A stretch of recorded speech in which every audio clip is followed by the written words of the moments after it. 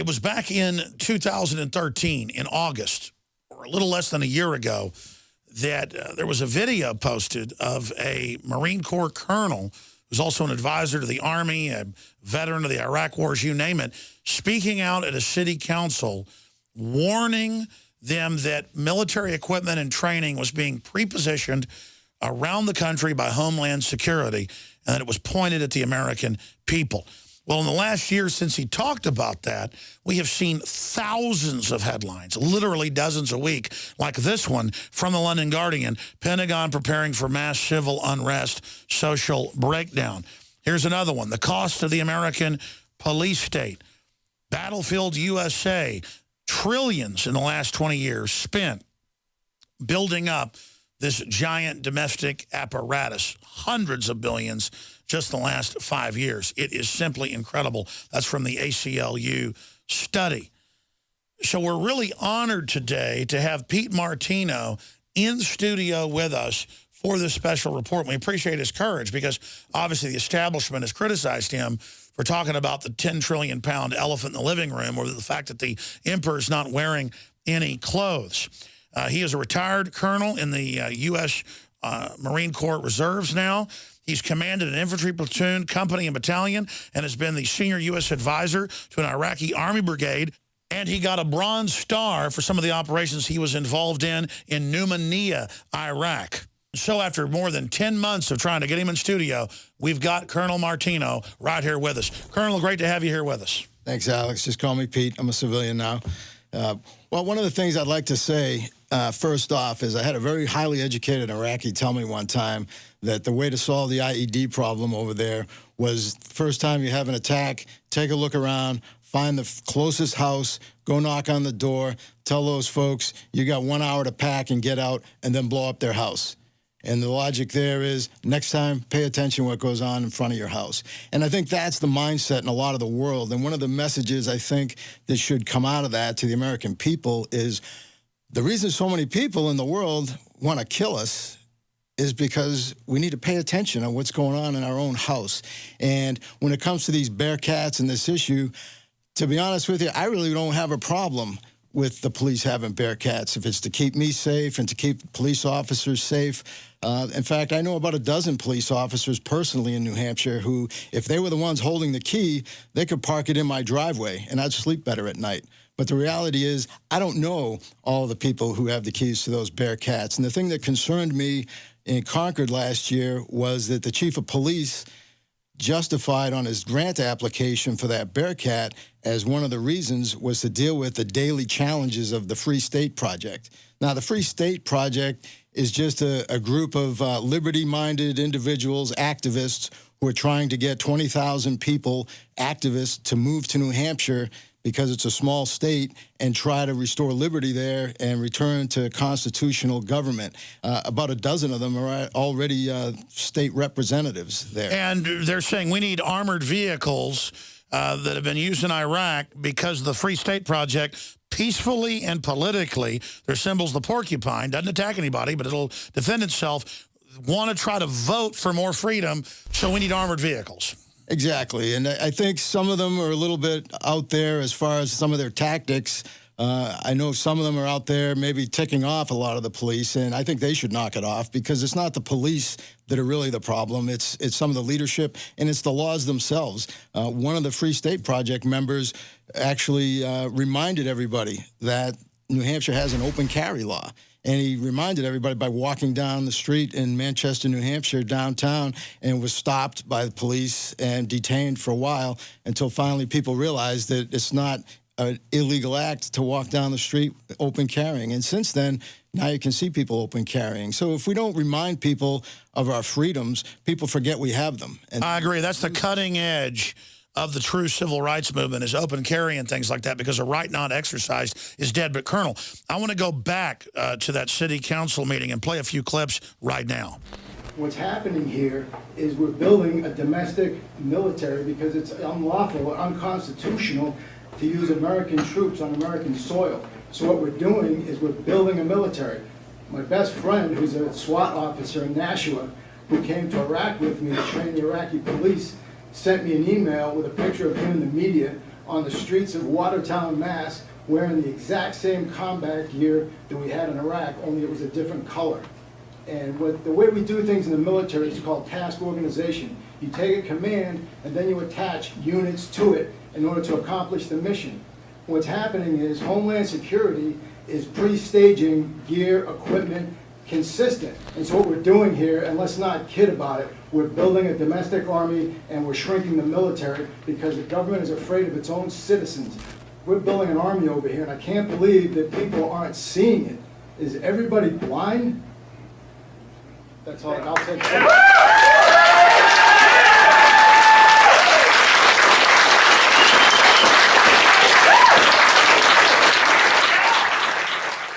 I understand, though, your point about not blaming the police individually or the military individually. I found police and military are some of the most awake, pro-liberty people out there because they know what's going on the inside. But undoubtedly now, they say that Homeland Security is not for al-Qaeda that you fought in Iraq. It's for the Tea Party, for veterans, for gun owners. That's in the news. And that it's for domestic groups and civil unrest. That's unconstitutional under posse comitatus. Well, I think one of the reasons that I have concerns about Homeland Security, as I said, it comes down to trust. And one of the things that doesn't instill trust in me is the chief of staff of Homeland Security was actually turned state witness and testified against his father-in-law, who was a state senator in Pennsylvania. And he was charged and went to prison for 137 counts of corruption. And I think, what's his name? Christian Marone, who's now the chief of staff of Homeland Security, worked for the senator, spent 80% of his time doing personal work for the senator, particularly overseeing construction projects on the senator's house. And a Philadelphia city councilman said that he basically turned over on his father-in-law to keep himself from going to jail. So these are imperfect people that are in the system. That's why you've got to put restraints on it. Checks and balances. And we're all imperfect, and that's the scary part. How much power do we want to give people who are imperfect, especially someone like this who used as justification, well, it was, you know, the culture of Philadelphia politics.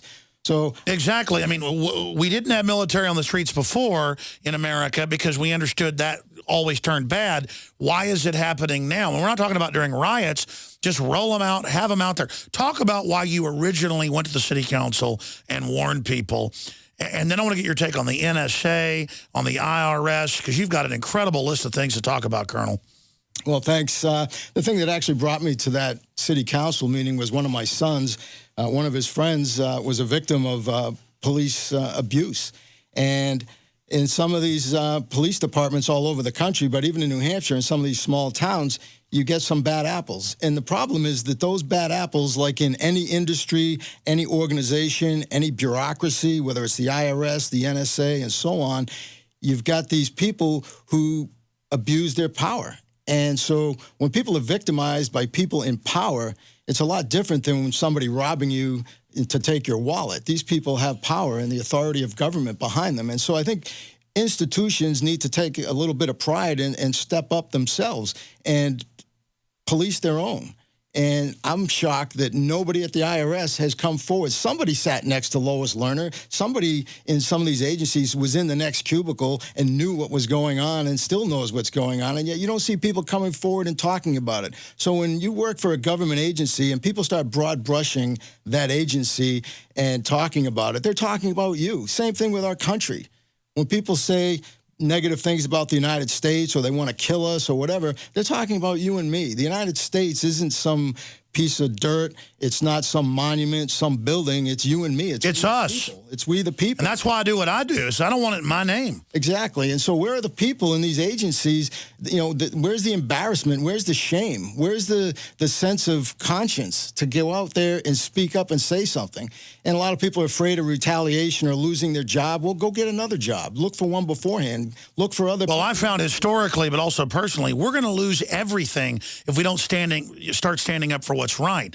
This attitude of just go along, don't make waves, is going to cause a literal tsunami of tyranny to bring it all down. And it all boils down to integrity. And that's one of the things that scares me, too, is the director of Homeland Security said that he was impressed with his new chief of staff's integrity. And so when we talk about integrity, I don't know what their definition is, but I thought it was interesting. We talk about the integrity of the Department of Homeland Security. Here we are being told that the NSA needs to turn the whole planet into the Truman Show, and we're all Truman. And yet, at the same time, we've got people walking across the border, without any ID, just being shipped all over the country. Borders wide open, but Homeland Security is for veterans, Tea Party, gun owners, libertarians. Just like you said a year ago, why are the armored vehicles for the Peaceful Free State Project?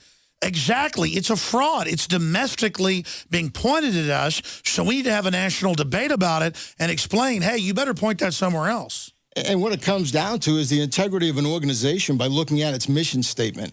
And this is the part that I think is wrong with this country is we've got all these lofty mission statements in all of our institutions, and yet if you look at the mission statement and try to follow that mission statement, you end up in trouble with your supervisors. Right from the Department of Homeland Security's website, there are 5 core missions: prevent terrorism and enhancing security, secure and manage our borders, enforce and administer our immigration laws, safeguard and secure cyberspace, ensure resilience to disasters. Now, they're acting contrary to at least 3 of those core mission statements. And so, I'd like to challenge all those, border folks down there. I know there's some good people down there who are trying to speak up, but, people need to band together and stand up and start doing what's right. Point to your mission statement. If you're being told to do something that's contrary to that, you need to go up the chain of command until you find somebody who's willing to do something about it. I saw an article just a few days ago in Reuters about them giving an award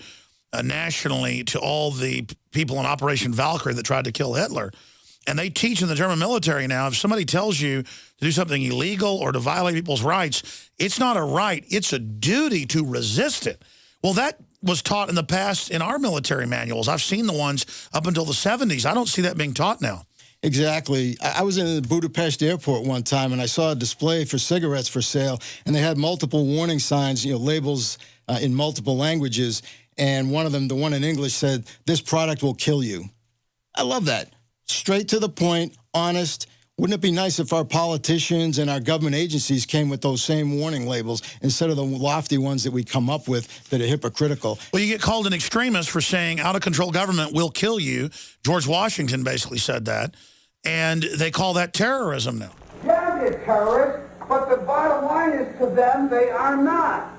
Now, why is that important to understand? Because they are as committed to their cause and to their way of life as you are yours. And they see you as being wrong.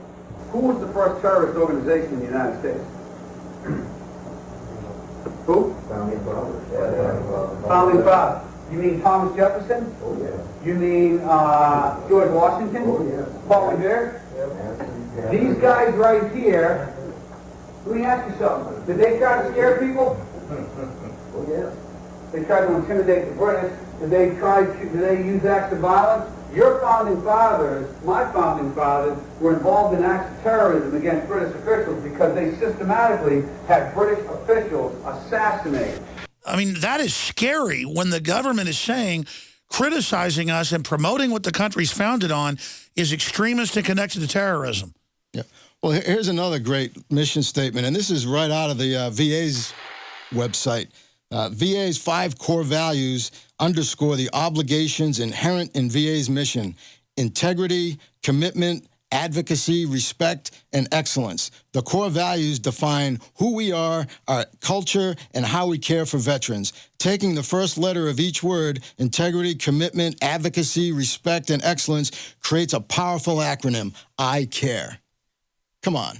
Why aren't people in prison right now? If anybody gave a damn that we've got over 1,000 veterans died because of being ignored. Secret death list. Yeah, and so meanwhile, though, the president seems to know more about the health care of a prisoner of war on the other side of the country or on the other side of the world who's been accused of being a deserter, and he couldn't notify Congress and give them the 30-day notice that by law, the law that he signed, he was obligated to do, released 5 known terrorists from Guantanamo Bay, which arguably could be treason because it's aiding and abetting the enemy, to get this one soldier back. And he couldn't tell anybody about it in Congress because his health was in such dire need. Now he's back on regular duty. He would probably have better health care while he was a prisoner of war. He's still alive 5 years later. We've got veterans who can't say the same thing. Well, Joe Biggs right here in this office coughs up blood every night. He was blown up multiple times in armored vehicles.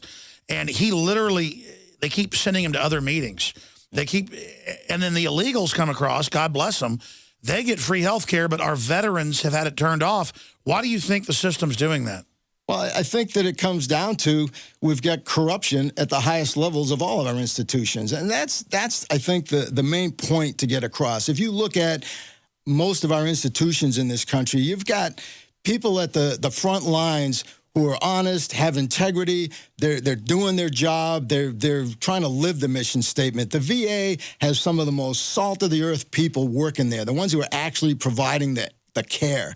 But when you look at these corrupt bureaucrats who are making money on the blood of veterans by earning bonuses, by trying to falsify records to show what great care they're giving everybody, somebody needs to send these people to prison, and it's just like blowing up the person's house. Next time, pay attention. It sends a message to everybody else in the neighborhood. Pay attention. If you punish somebody like a Lois Lerner or some of these folks, these bureaucrats and these other agencies that we know are corrupt, it would send a message to the rest of them. But that's the problem. And I think that until people in these organizations either band together or stand up and do like the Department of Homeland Security tells us all to do, you see something, say something. Of course, they don't want you to say something about the corruption you're finding in government, and they're more concerned about investigating those people who do speak out than what they're speaking out against. And well, I tell you, Colonel, I agree. And the answer is all of us start speaking out. That's why you were saying before you went on air, look, I'm not a hero.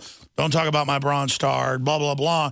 But the point is, in a world of universal deceit, telling the truth is a revolutionary act. George Orwell, you are a hero, and everybody inside the system that speaks out, and I know you've had some repercussions for speaking out, you are a hero. Because studies show that political valor, going up against peer pressure in the establishment, is more rare than physical valor.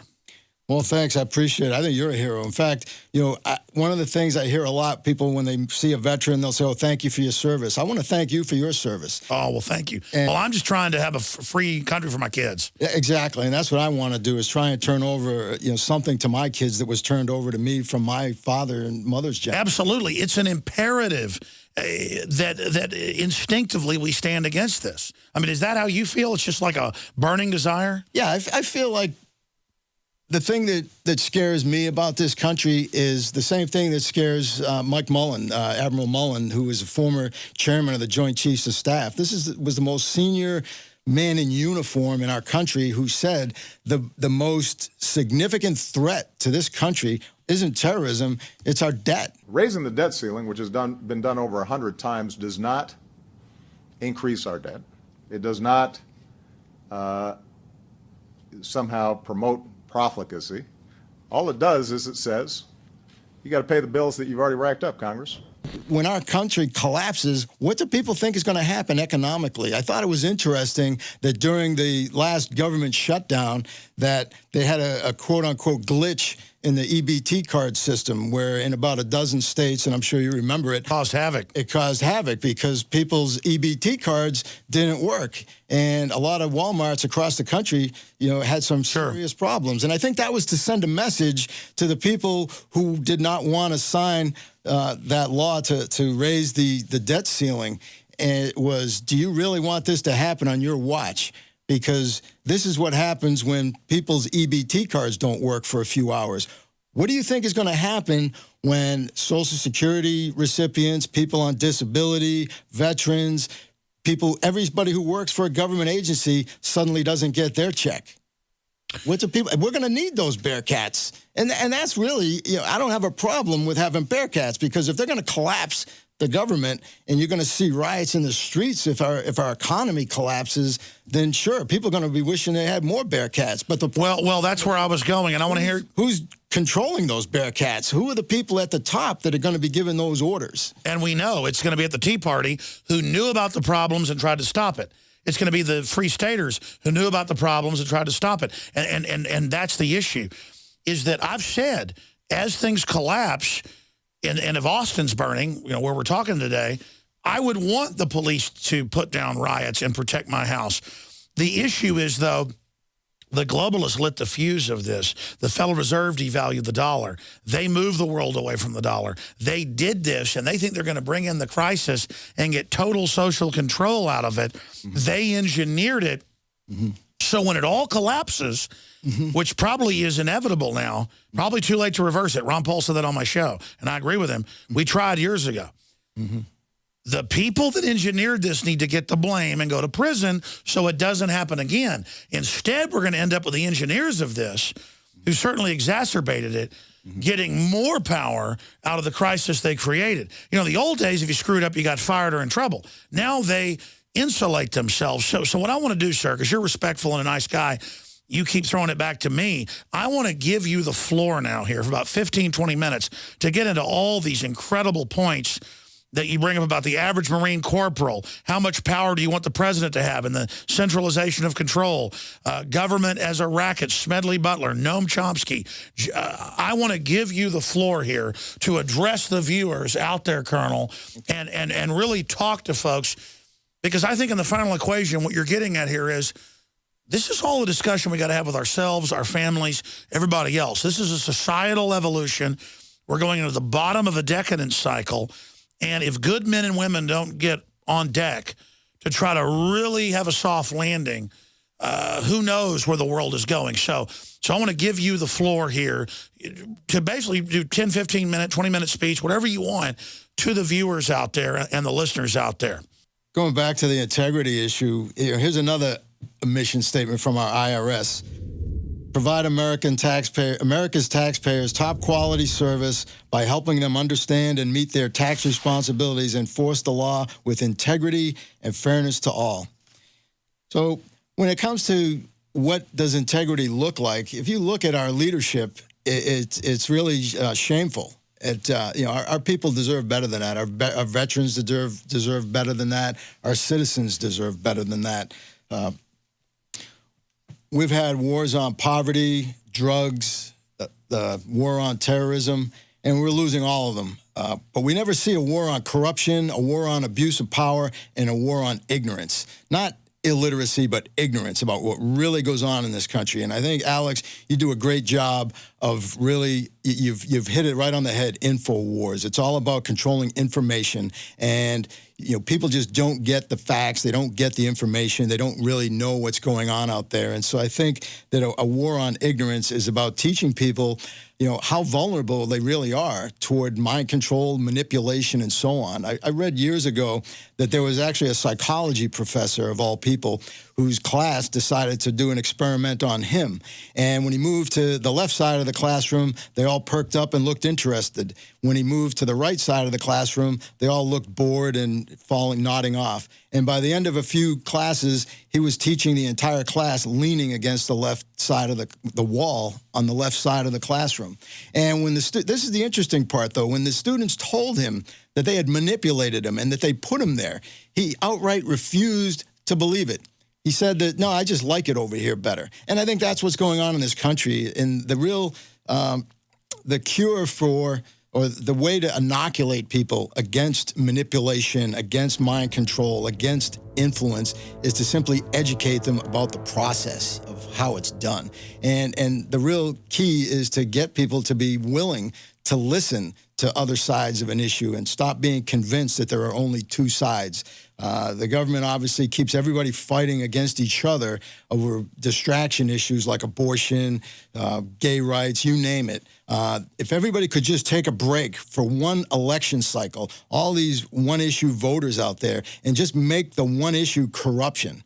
And regardless of where your politicians stand on your particular issue, if you can't trust them, then why are they your poster child? Why would you want to send somebody to Washington who is lied to your face? If you were an employer and an employee lied to you, stole from you, how long would they last? If you had a neighborhood watch, would you give all the weapons to the one person in the neighborhood who lies to everybody, who you can't trust, who's actually stolen from people? And so that's one of the things that concerns me, and I think it's really that war on ignorance and really reminding people or educating people as to just how much corruption has gone on in this country.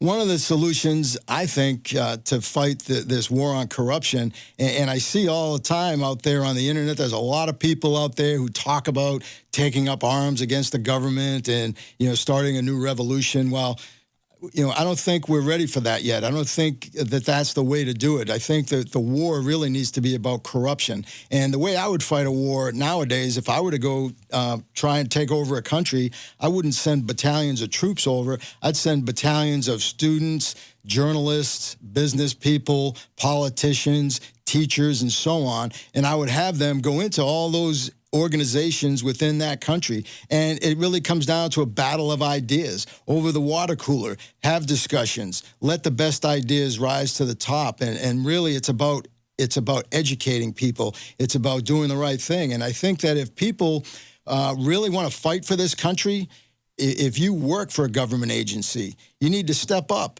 And you need to look around, read your mission statement. If you're acting in conflict to that, then do something about it. If you're told not to, then go to your supervisor, go to your supervisor's supervisor. Until the time comes when enough people band together to turn some of these agencies around and we start demanding that people be held accountable.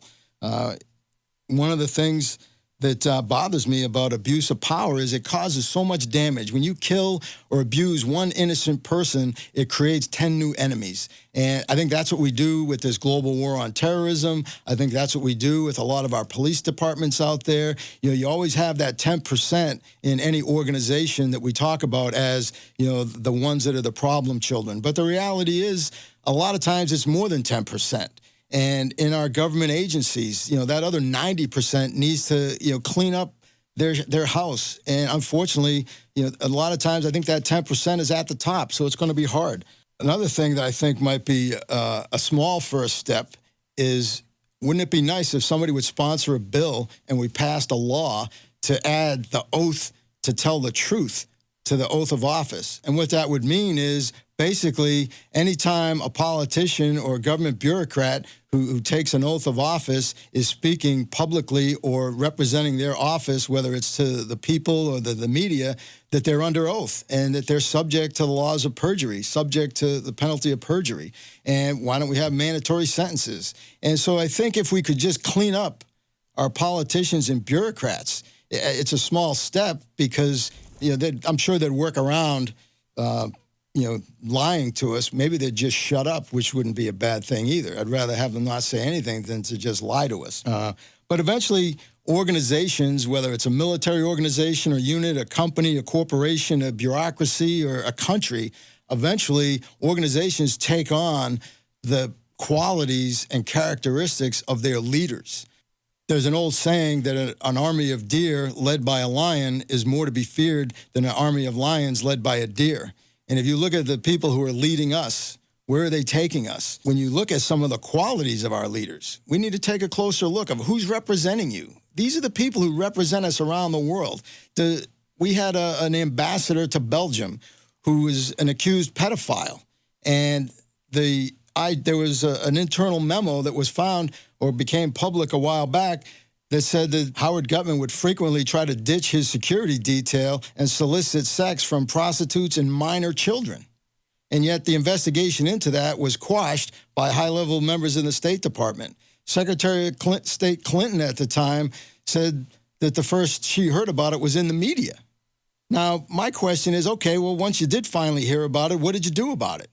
Doesn't it concern anybody that the one person who's representing the entire United States to the people of Belgium could be molesting their kids? Mr. President, you're telling me that that's the best person you could find to be an ambassador for us, to represent us? Jeffrey Toobin said that Gutman was a Washington super lawyer who bought his ambassadorship through massive contributions to the Obama campaign. And Mr. President, you couldn't find a Secretary of State out of all the qualified people in this country who wouldn't have to read it in the newspaper that one of our ambassadors could be a child molester? Another thing that I'm curious about is, these ambassadors that are political appointees. It's interesting that they never seem to end up in places like Benghazi or things like that. And if they did, I wonder if we'd spend more money to protect them or maybe make more of an effort to protect them if they were in danger. What difference at this point does it make? It continues to come back to trust. And if you look at our politicians, you can go all the way back or as far back as you want to look at lies that have been told to the American public. And, Herbert Hoover said that the economy was great and everything was wonderful. And a week later, the stock market crashed and we entered the Great Depression. President Kennedy said that we weren't conducting any type of, operations or anything against Cuba. The next day, an American pilot was shot down over Cuba. President Johnson lied to us about the Gulf of Tonkin incident, and that was highly classified. It was only recently that top secret documents were released that confirmed what a lot of people knew, and that was that the Gulf of Tonkin incident was a lie, and it was just used to justify going to war in Vietnam. And how many thousands of people died over that war? If somebody at the time had informed people about that, that would have been a violation of their top secret clearance, and they'd be in a prison cell today, or maybe sharing a room in Russia with Edward Snowden. We've also had Ronald Reagan, who said we did not trade arms for hostages. Bill Clinton, I did not have sex with that woman. And for those who say that, a politician's sex life shouldn't matter, I agree to a point. But the problem is, if President Clinton was willing to lie to his own cabinet, to the entire country about his sexual relationships that he did not want made public, what else would he have done if one of our enemies found out about that? And maybe they did, who knows? But how much pressure could those people put on him to do things? If you're trying to hide something like that, and look at all of our politicians out there who may have some of these skeletons in their closet. And so lies are lies. When you look at President Bush, I will not read my lips. No new taxes. read my lips, no new taxes. We also heard from his son about weapons of mass destruction. Those weapons of mass destruction got to be somewhere. President Obama, you can keep your insurance. You can keep your doctor. Noam Chomsky once said that the reason that a lot of governments classify information isn't necessarily to keep it from their enemies, who in many cases already know, but it's to keep it from their own people. General Smedley Butler, the only Marine to be awarded the Medal of Honor twice, wrote a book, War is a Racket. And I know you're familiar with it, Alex. But after World War I, Smedley Butler did some research and found that that war created over 21,000 billionaires and millionaires during a time when the frontline troops were being paid $30 a month. And he said that the key to ending war would be simple: take the profit out of it. He said if you conscripted labor, capital, anything that's needed for the war effort, and paid CEOs, politicians, generals, admirals, everybody on down the same thing that the private fighting the war is being paid, announced that 30 days ahead of time, and he said there'll be no war. And it's curious, I'd be curious to see how long the war on terrorism would last if CEOs of some of these defense contractors, private security companies were making $15,000 or $1,500 a month instead of 8-figure salaries in some cases. And that's another concern, is the privatization of the military. What we're seeing is that in the past, a lot of these government contractors in the military-industrial complex provided materials and equipment to fight our wars. Huge profiteering was taking place. But nowadays, we're not only these companies are providing materials to fight the wars, but people themselves. A lot of our support troops are slowly being replaced by private contractors, people from other countries, even third world countries in some cases. And so these folks are actually out there on the battlefield. If you look at what happened in Fallujah, the whole thing that sparked that, if it wasn't for 4 Blackwater employees getting killed and dragged through the streets of Fallujah, nobody would have ever even heard of that city.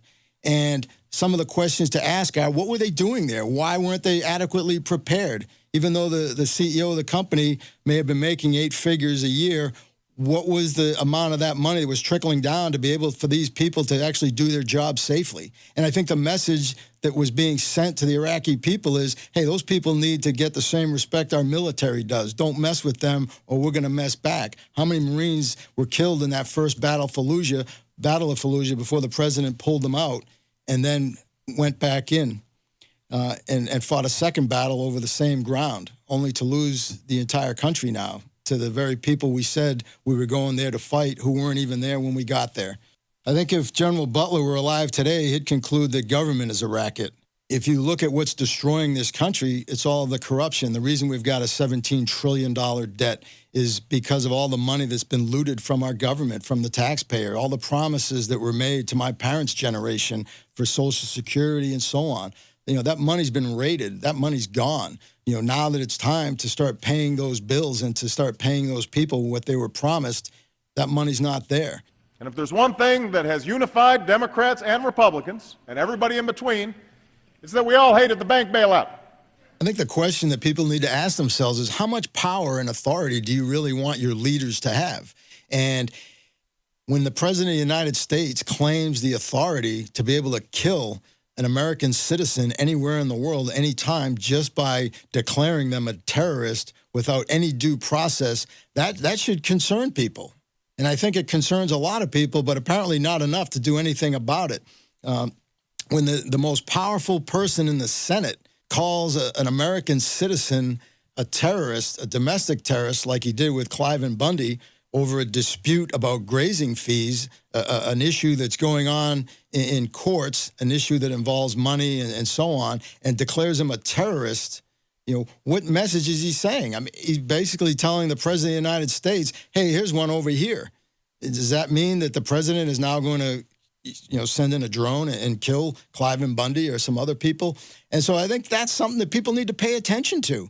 If you think it's okay for the President of the United States to be able to kill you and you can sleep at night with that, then, hey, that's fine. But think about the crop of politicians here that are running for president. Think about the politicians in the opposite political party that you might belong to. You know, did you want George W. Bush to have the authority to kill you? Did you want President Bill Clinton to have the power to kill you? Do you want President Obama to have the power to kill you? Do you want any of these candidates that are running for president to have the power to kill you?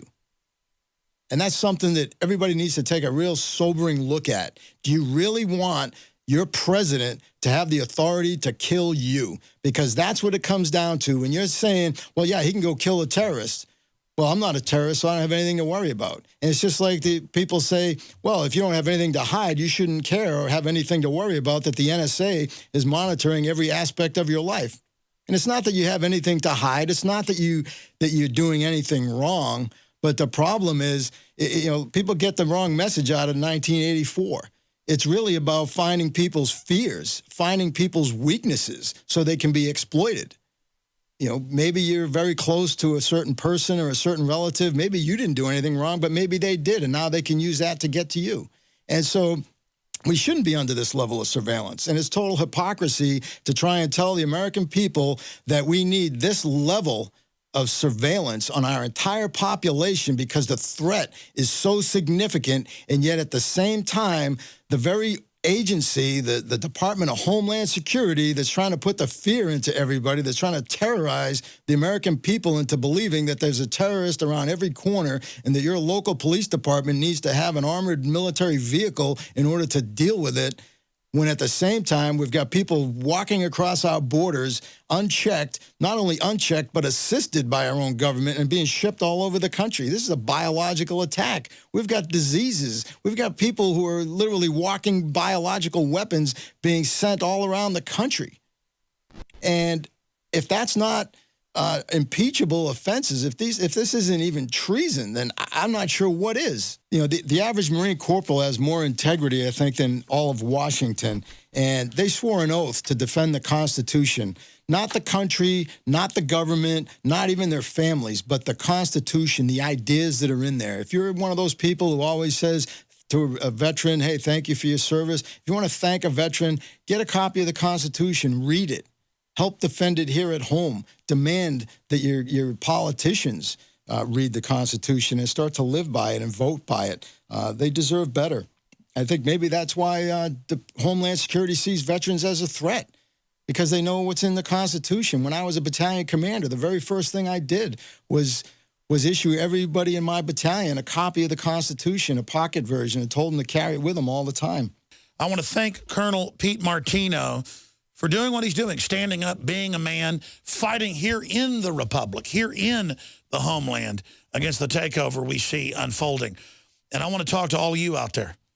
Remember that whether you are a Marine Corps colonel with a Bronze Star, whether you're a school teacher, whether you're an auto mechanic, black, white, old, young, Hispanic, I don't care. Muslim, Christian, Jew, agnostic. Liberty beats in the breast of every man and woman out there who's not evil. And most of us are not evil inherently. We just are ignorant. And we've been afraid to stand up and be leaders.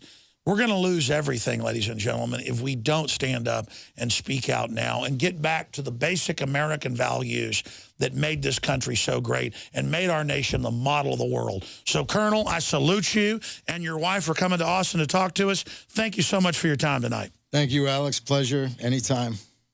All right, folks. Again, never forget, if you're watching or listening to this transmission, you are the resistance.